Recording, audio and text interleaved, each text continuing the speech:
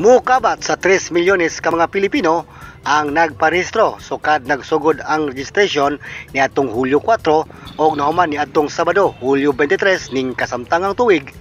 Sumala sa Commission on Election, mukabat sa 2,936,979 ang mga bag-ong botante.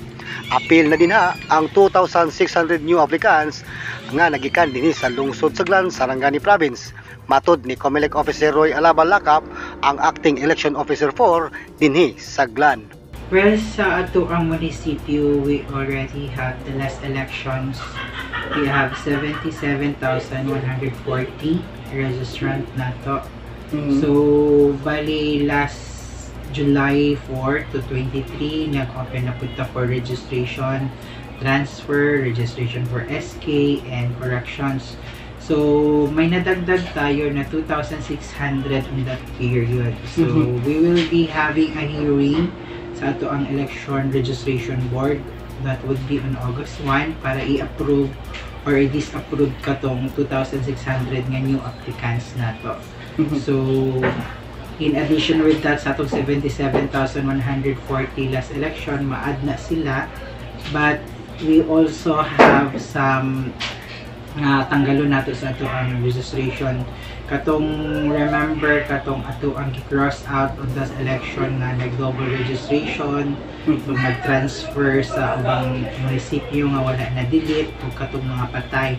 So, i-deduct nato to siya.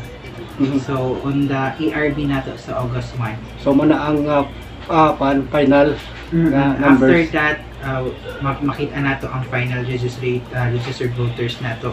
That would be used on the barangay elections on December 5. Una na ang gisaysay ni Comelec spokesperson Rex Lojanco nga sa 3 milyones ka bag-ong botante, 1,814,907 ka registrants ang nag-edad og 15 hangtod 17 anyos. Ang 963,418 nagapagidaron og 18 hangtod 30 anyos. Samtang ang 159,654 ang nagapagidaron usab og 31 anyos pataas. Sa datos sa Comelec, mukabat na sa 3,900,250 ka mga aplikante ang naproseso. Apil nini ang applications for transfer of voter registration, transfer from overseas voting to local voting, ug ang reactivation of voters.